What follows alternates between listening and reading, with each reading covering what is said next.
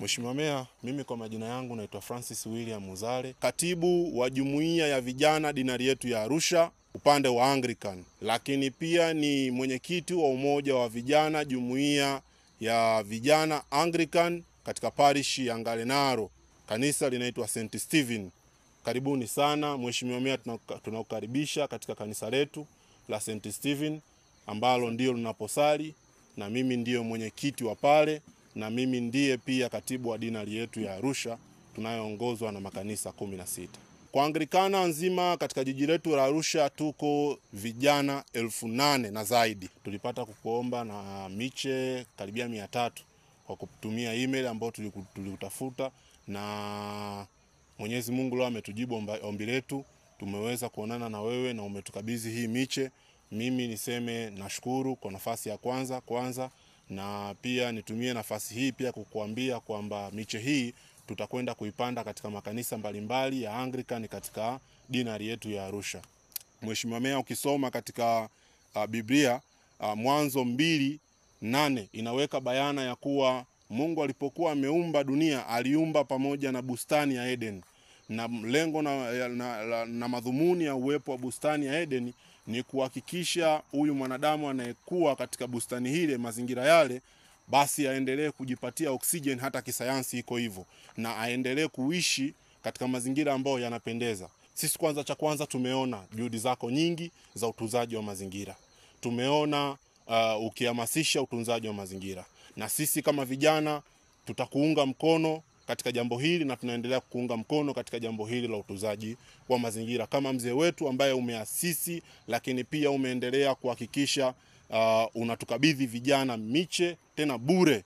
Tuendelee kupanda miche katika mazingira tofauti ndani na nje ya jiji letu la Arusha. Meya, tupo na wewe na tunatamba na wewe. Mimi kwanza niwapongeze. Ni vijana wa kitofauti nafikiri, kwa sababu nimekutana na vijana wengi lakini wenye mwamko wa kupanda miti wako wachache. Kwa hiyo mimi nawapongeza, na vijana kama mnavyojua hata kwenye maandiko matakatifu umekoti kwenye kitabu cha Mwanzo nafikiri sura ya 2 mstari wa 9 inasema Mwenyezi Mungu aliotesha katika ardhi miti izaayo matunda.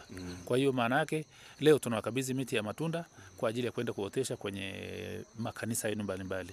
Kwa nikikumbuka taasisi za kidini nafikiri Waislamu walishakuja hapa wakachukua miti wamepeleka kwenda kuotesha, na nyinyi nafikiri ni taasisi ya pili kwenye dini ambayo mmefuata nyayo hiyo. Na mimi niseme taasisi zingine za kidini waige mfano huu wa vijana wa kanisa la Anglikana wa kupanda miti, na haswa miti ya matunda. Miti tunayo hapa leo ni miti ya matunda ambayo nina imani mkiweza kwenda kupanda kwenye makanisa yenu yatakuja kutoa matunda siku moja. Kwa hiyo jambo hili ni jambo jema, jambo la kuunga mkono, na sisi jiji la Arusha tunawaunga mkono.